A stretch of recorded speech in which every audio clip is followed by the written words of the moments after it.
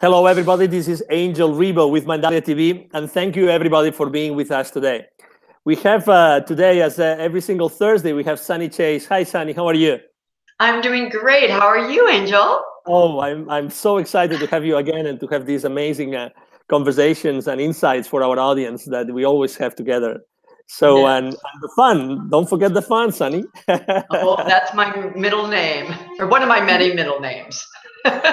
Excellent. And I heard we have a very, very special guest today with us, Sunny. Yes. And we're going to, we're going to chat with Dolores Wylie. And what I'm excited about is she is kind of the funster extraordinaire. She teaches Shama work. She teaches all kinds of different classes in the Southern California area about sort of connecting and joy and self-care and self-love and all of that. So in a little bit, we're going to bring her on and, chat about that with her. And I want to know what's going on with you right now. I feel something is going on. What is happening with Angel? Oh, thank you, Sunny. So well, it's being a very interesting Thursday because we started very early today, and it's funny because we had an issue very early here on Mindalia TV, and we had a little bit of an issue, a technical issue, but timing is always perfect, right? Always perfect. So there's always a reason. And then we jumped into a conversation, and we had this amazing lady that what she does is, she started since a very early age to just hold space for people in any place, in any circumstance. She would even open her house permanently to hold the space for people that needed it. So that kind of a person. So then we and that was an amazing place to start the day with. I have to say that for the last couple of weeks, I've had a hard time to sleep after 4 or 5 a.m. And that never happened to me before. Well, really? I love that you're talking about this lady and holding space and everything. And I just love to remind myself and remind other people that there are so many people in the world doing such beautiful things in simple ways. And so, I know that often we feel like there is so much chaos, so much pain. It just like makes me cry a little bit to think of how much is going on in the world with such discord. And I know that is the louder note, that's the louder drumbeat. But underneath that drumbeat, guys, I have so much proof in my own world with the different TV shows that I do and the people I interview and lots of different people who are doing things very quietly, anonymously, almost anonymously. And so there's so much power coming up. And so much creativity in what people are finding for themselves to do in small ways. Little kids making sandwiches for people who need it down the street. There's just so many acts of kindness, nothing random. I don't say that anymore.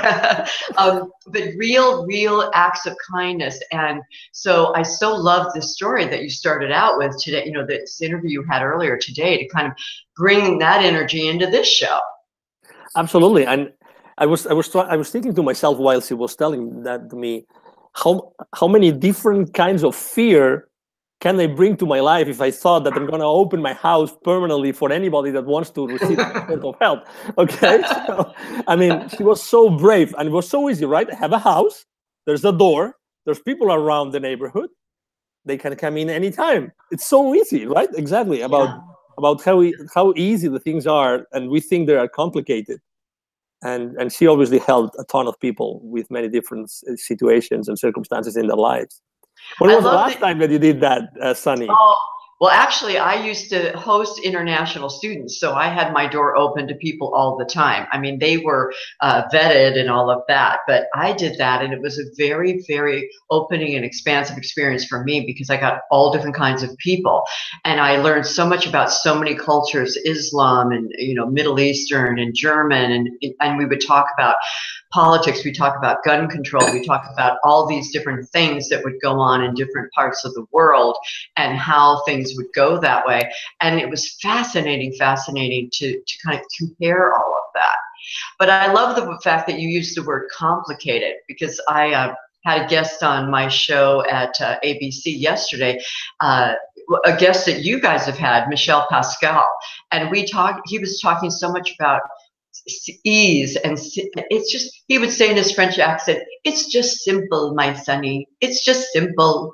And I would think, you know, life is simple. We make it complicated, right? The trees don't make it complicated. The birds don't make it complicated. The water doesn't make it complicated. We do sometimes. So it's a good lesson to learn from nature. Let us learn the language of nature. Exactly, and how blessed you and I are, because we are able to, you know, to get this message across, and we are able to have so many people listen to that message and be able to learn from it and to be inspired. Yes. And having the and you to be able to go bilingually, you know, to be able to be cross pollinating in that way. I so wish, and this is my idea, I want to learn Spanish. So I'm going to do that for you guys, little by little, poquito by poquito, because I think it's so expanding when people can learn how to communicate in other languages. You know, the beauty and the art of words, using words. And we are learning so much in science and everything else, how important the words are that we use. You know, changing, and Dolores will be chatting about this too, changing the idea of we have to do something till we get to. You know, let's do work. Well, let's play together. You know, let's play with this project. Let's practice this, whatever. And it just makes a more spacious feeling when we even say the words, right? Don't you think? The beauty of just really using words in an elegant way. And listen, you know, listen and oh yeah, and find the divine on those words. You know, find we're listening to conversations, we're talking to someone, and we're just wanting to respond, right? We're not thinking, we're not really listening fully, like vested onto that word. And every word has a divine content on it, and every word can take us to a different place. So and obviously, as you know, Dolores is a very, very present name in the Spanish world, and my life has been surrounded by Dolores. And when I was a kid, actually, my mom was sick, and our third floor neighbor were a couple of sisters, and one name was Lolita, which is like the short way to call Dolores. And you know, so every time I hear Dolores, that brings a lot of memories to my life. And she was a hairstylist, and her heart was so big, and she would always cook for us, and she would take care of all of us every time that you know, mom was unfortunately sick and she couldn't take care of us. And she was only like one floor away, so you know, that was amazing. So I'm sure that Dolores must have a big, massive heart. Yes, to help a ton of people. But yes, I mean, words are powerful, are charged with divine weapons, if I can say that. And so are conversations. Yes. And the vibration of the ancient languages, you know, like Sanskrit and like that. So I really these days have been feeling the, like we talked about a little bit last week, the spiritual practice of feeling the empathy, feeling the compassion, feeling what's going on around in our world, and also being able to feel the joy. If we really take ourselves down, which is what can happen if we're really looking at all of the outside, you know, sort of negative things that are happening, then it gets to a point where it's hard for us to even, you know, to even function well for ourselves. And so, and yet sometimes I know I feel a little, I wouldn't use the word guilty, but a little just awkward. Like, how do I balance feeling that my life is fantastic, or, you know, all is well, and I see, you know, such things around me. So it's like, how to balance that, balance. So I think it's a really important spiritual practice to be able to really practice self-love, self-care, self-fun, and be able to have that joy in everything, and appreciation and gratitude in everything, and move through the life in a very full way. You know, not turning away from what's happening in the outer world. And but this is difficult. I think this is difficult. As I spoke with Michael Beck with the spiritual leader from Agape International Spiritual Center. And he also says that this is one of the most important spiritual practices and walks. So we're going to kind of play with that today with Dolores. Oh, that's sacred amazing. Dolores. I can't wait. Hello, Dolores. Welcome to Mindalia TV. Thank you so much. Welcome, Dolores. What a blessing to have you here with us today. Thank you. Thank you. So, Dolores, I would love to, if I can start out, Angel. I'm just going to ask you to kind of chat, you know, kind of as a how do I say, as a prayer bowl to put this conversation in. You sent some notes to me, many notes actually. You're such a good student. And one of the things that I love that you said so much was, how do we feed while being fed? And actually, you put it the other way. How do we, you know, sort of feed ourselves while we feed others? And I feel like that's such a, you know, kind of a dyad relationship. So I'd love you to talk about that if you can. How do you see that in your practice and in, you know, maybe your life personally? Or do one at a time. So, wow. So first of all, I have to say I'm very affected by the story that Angel just said about the woman, Lolita. So, and I'm holding back tears. Okay. Aww.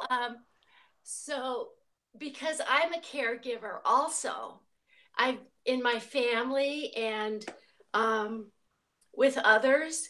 So I have learned the importance of feeding myself.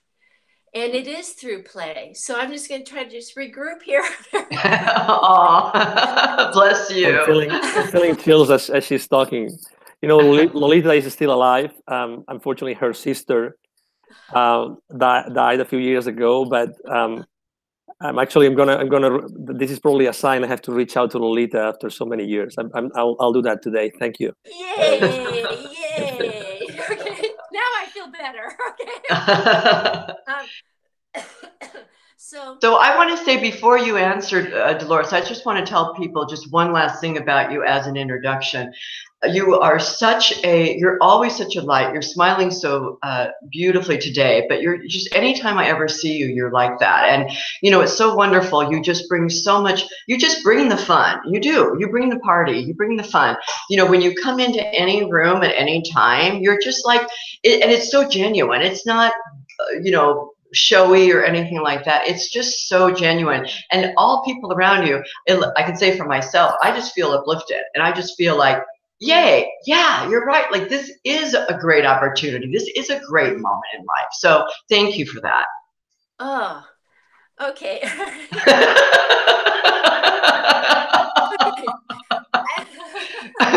Where's the Kleenex? I'm in bed and cry right now, but I'm going to really try to stay composed here. So, thank you. And I will say, you know, it was a process. I will say that that I'll say I had a rough life. Okay, so there was a lot of anger in my household, a lot of resentment, a lot of not knowing how to communicate. And so we were, you know, the kids were kind of the recipient of that unresolved. And at one point, I realized I was angry. I was an adult and I was angry at everybody. I was angry at the driver next to me who didn't even do anything. So I knew I needed some help. That was my wake-up call. And so it was a very long process of I'll say forgiving, understanding people were doing their best. You know, my parents were doing their best. And of course, this is from an adult perspective, but then also to honor the little girl in me, honor her, and let her have equal say Mm. in my life. Mm. Mm. I'd like to interject one thing there about the little girl, and then Angel, I'd love you to kind of jump in a little bit too, because Dolores is so emotional. We're going to get her through this show. The little girl or the little boy, I think, is really important. When I talk to people who don't seem to be able to find their way to self-love or self-care or both, I say, you know what?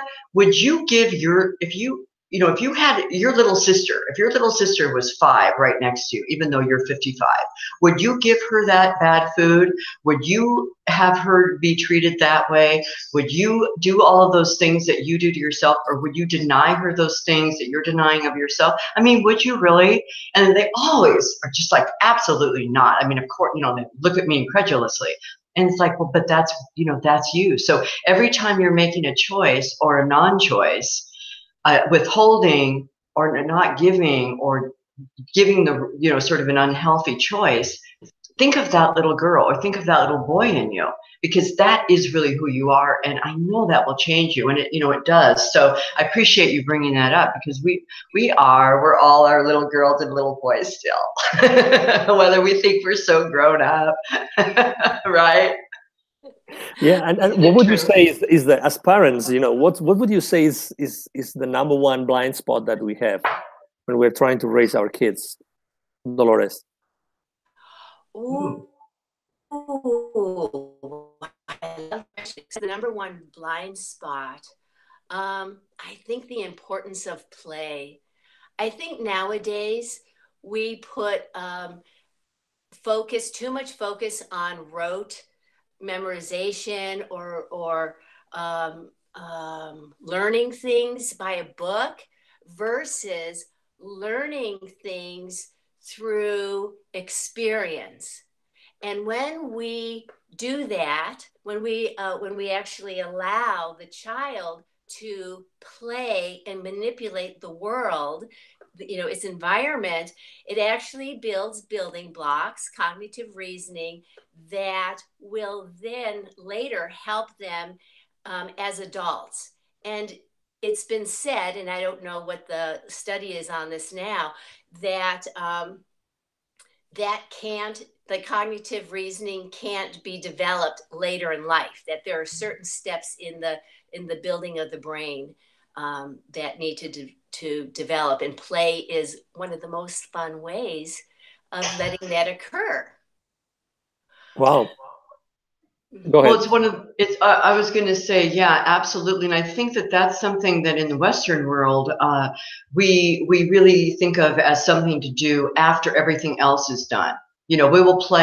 We'll play once we've done our work, once we've done our obligations in our life, and then we'll play maybe 3 hours on the weekend or something like that. And I think it's so important to remember that, like, for example, when we're talking about instruments, we say we're going to play guitar, we're going to play piano, like we use those words. And again, like we were talking about earlier, the importance of words, it really is part of the natural way of life. And we look at different cultures where, even in the Latin culture, I know that like American kids and parents don't dance together. It's kind of like, oh, mom, don't move like that, or oh, we don't do that. And I know in the Latin culture, it's much more where generations will dance together and sing together at functions and parties and celebrations and everything. And so I love that, because I think that moving the body, moving the voice in play, if it's sports, if it's playing jacks on the floor with your little kids, or coloring, or doing any kind of art, or climbing trees, or any of that, it is as important as anything else. And again, like we were talking about in the beginning of the show, balance. So it's really more like 50-50, maybe, if we can even think of it that way, as opposed to 90% work and obligation, and we'll reserve play for some little special moment. And even then we feel kind of not completely relaxed in taking time off. And so it's just an odd thing. And so let's play more. Let's play more.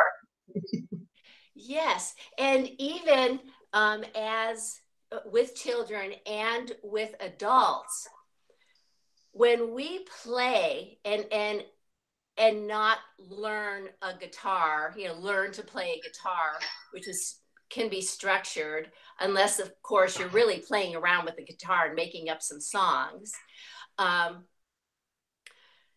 In play, there is no wrong way to do it. Yay.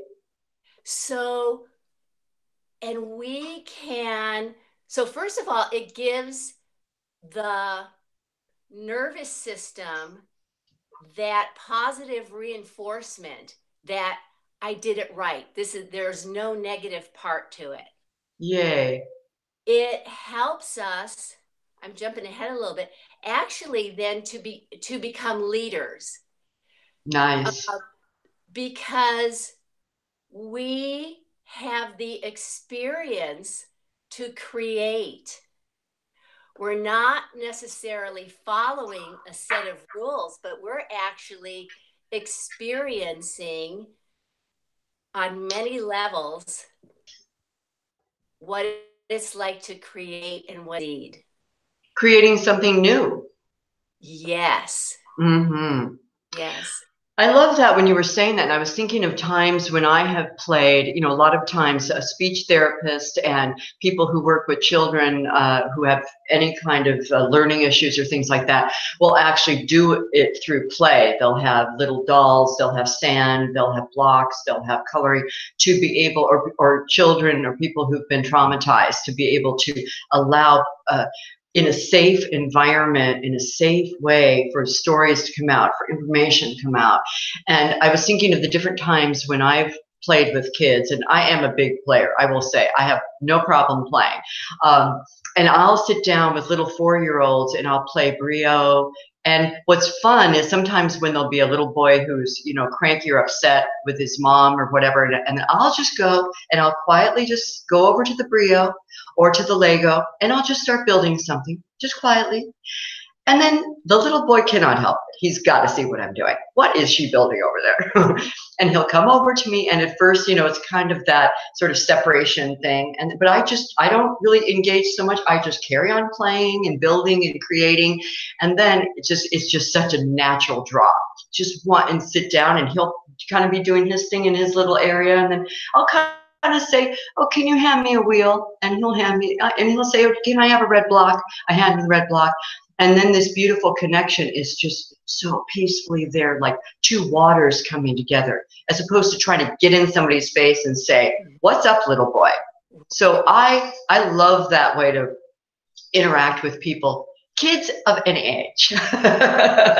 Yeah, kids are magic. Kids represent so much in our lives. Let me tell you, the other day I was being interviewed for a podcast, and a very nice guy. He actually has a dentistry practice. But he asked me a question. I mean, after 30 minutes of conversation, he asked me, what would be the number one advice you would give a CEO? Because my business is about helping CEOs.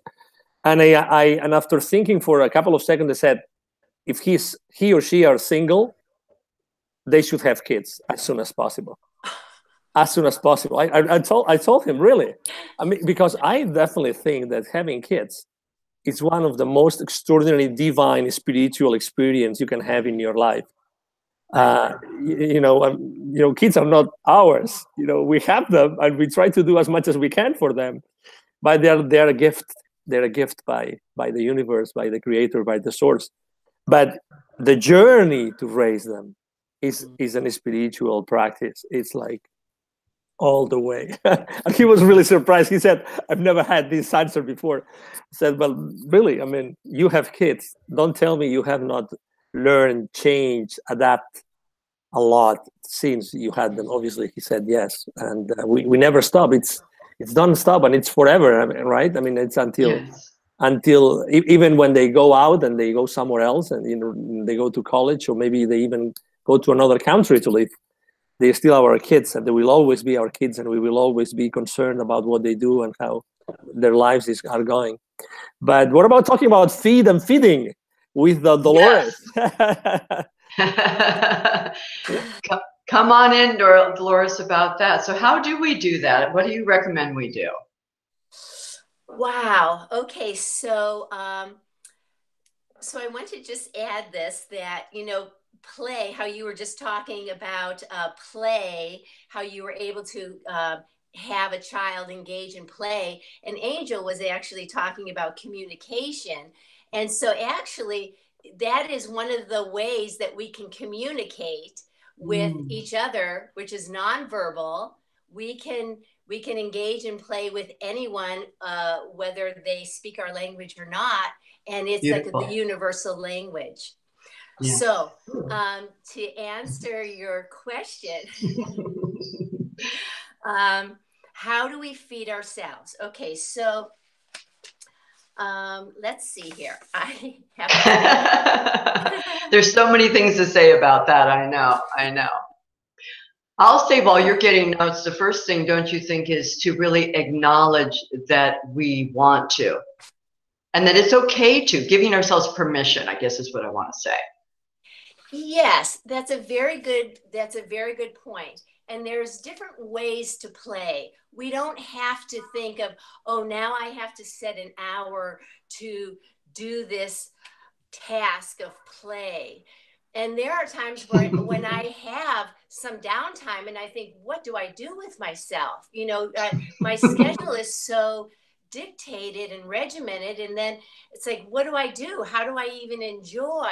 So I'm going to give you little tips on things that I do, which is little ways to play throughout the day. Cool. So first thing in the morning, even before I get out of bed, I may take just an extra minute to rub my feet against the sheets. And because then I'm experiencing, I'm doing it in a playful way. It's not, oh, I have to get out of bed. It's, no, I'm just going to experience my environment. So that's one thing in play, is experiencing. The other thing that I do is I start what's called toning. Now, that's a given name, but basically it's just making sound. So it could be like a bear sound, as I'm stretching, or something like that, or and then it might go up to a higher note, and I just maybe even just start singing, or not even a song, but I'm just allowing this improvisational tone that feels good to me at the moment. And so do you see the difference then? Yes. A song. So again, play is whimsical. It doesn't, there's no wrong way to do it. So another thing, I'm a homemaker. So one of my tasks is doing the dishes. I hate doing the dishes. So I put music on and I will dance while I dance from room to room. Even if people come over my house and I'm in that dancing mood, I will engage them in dance and greet them at the door with a dance. I know also, I want to interject, Dolores, because I know you, with your primal, your group that you work with, you do a lot of things that are really base, like you were saying, growling like a bear and things like that. It sounds to me like what you're really talking about for your play personally is really engaging in, again, the little kid, the real primal human kid that you are, and getting in touch with that makes such a difference. And I'm hearing so many things that you're saying. I just wrote down the word non-judgment, and all these things. It's like we do have a tendency of judging ourselves. Even, oh gosh, is it okay with me if I take the time to play or to do these things? And it's like, wow, the self-judgment we have, we could flip that. Then just sort of self-love rushes in, I feel like. Yes. I know for me it does. Yes, right. And you know, and probably with just about anything, we can you know, or like this phone conference, you know, I had anxiety about it. And then it was a lot. And so I had to actually turn it into joy and play with it and do a rap song about why older women shouldn't rap. And dance around in this space and just to start to lighten the energy around it. Yeah, yeah. You know, one thing, Angel, I know you have had on your show Dr. Sue, and I mentioned her last week, but something that she has one of these tapes that you can get, or, you know, CDs, and it has 101 ways to basically, you know, live our life or whatever. And one of the things that she had that I love so much, and that's why I even brought this, when you were talking, Dolores, I was looking at my candle here. And one of the ideas she had when she was talking about meditation, you know, a lot of people in the spiritual world think of meditation kind of as work or obligation. Like, we have to meditate every day. If we're going to be a good spiritual person, we must, you know, be vegetarian but certainly meditate every day. And what I loved was she was sort of explaining a way to do it where it was so much more fun for me, because sometimes for me it's a little hard to do it. And she said, just take a candle and just stare at it for 10 minutes and just let your mind calm down and just watch the flames for 10 minutes. And I thought, okay, chick, that's fun. I can do that for sure. So I think, again, it's just shifting things that we feel are work or obligation, and, you know, getting in touch with the joy of it, getting in touch with the you know, the real true essence of why we want to do it in the first place. Right? Like singing and dancing, like you're talking about, chanting and toning and earthing, you know, taking our feet outside into earth and walking on sand and walking on grass. And we now know there's just a thousand reasons to do that, for physiological reasons as well as spiritual and connection. And so, you know, it's like, yeah, that's so fun. And then kids do all that stuff naturally without judgment, you know. Right. And I think the important thing to remember is play is new every morning. Or every evening. Right? I mean, it's new, just like the day is, just like we're changed every day. We don't wake up the same person as we did yesterday. I mean, we could get into all the details, you know, cells have fallen off, and, you know, to all these different levels. We've had dreams and we've had awakenings, and so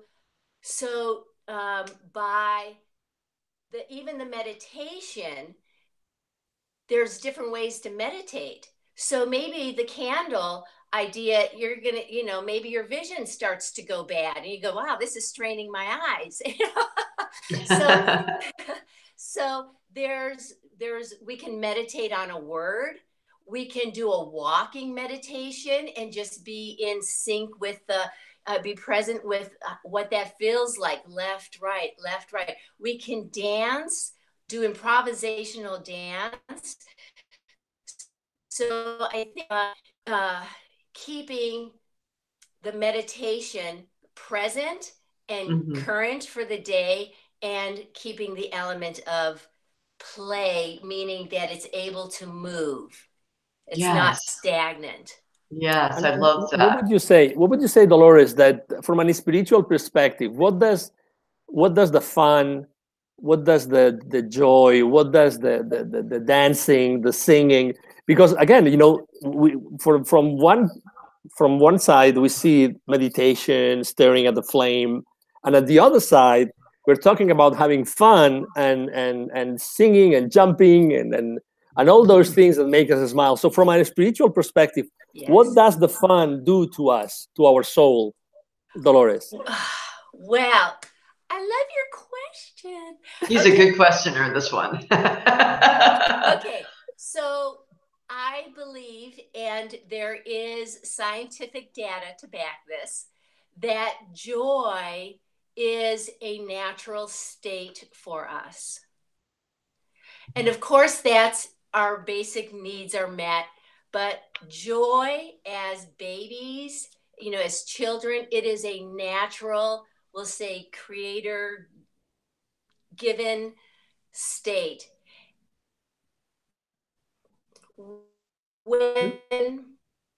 Now I've had some very spiritual experiences. When my sister passed, I saw pillars of light above her bed. There were angels in the room. A being came above next to the pillars of light. And when this being entered the room, pain could not exist. It was denser than anything that we think is dense. Like this table, we think is dense. My desk here we think it's dense. I saw the molecules moving in the table next to my sister's bedside. And I'm thinking, we think this is real? This is not real compared to this love. And when she did pass, I was filled with joy. I started laughing, and which was contrary to what was happening in the room, because here's a body and people are grieving and I am laughing. I'm like, oh my, like, what are we doing? So I believe that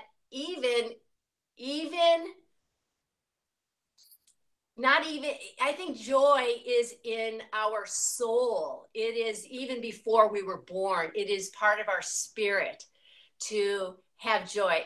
And so I even get touched just remembering that. Aww.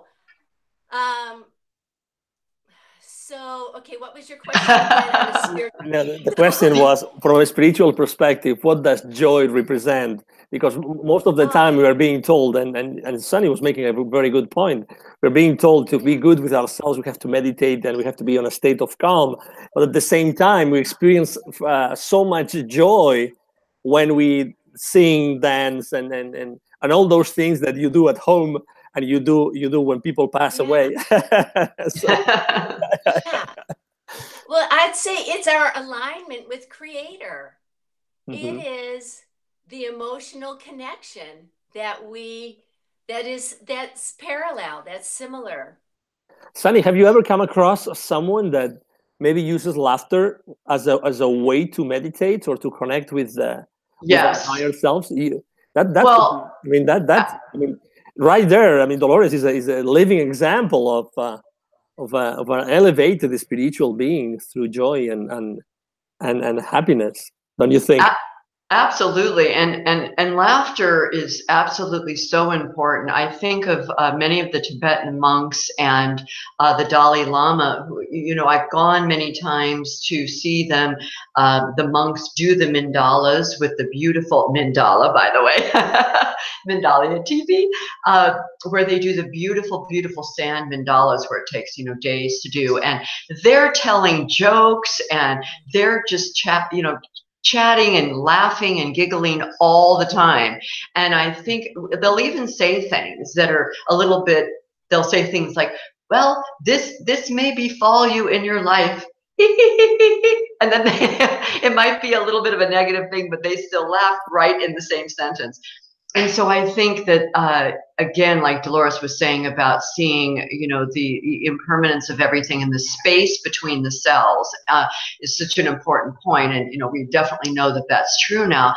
As much as we see the density with our eyes, we know the reality is that it's actually not dense, and having that space, that air between everything. And I think allowing that, again, in our spiritual walk, in our just human walk that we do on this earth every day, is to have that space, that air, that breath in between anything and everything, to allow the peace, to allow the joy to really play in the spaces.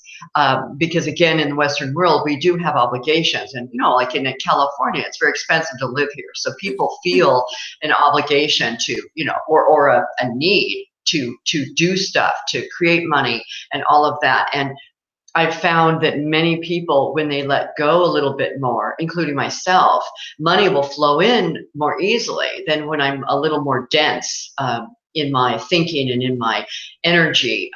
When I let go, when I let the possibility flow in, and I do take some time to play and jump around and dance, play guitar, jump rope, whatever, ideas will flow in that space.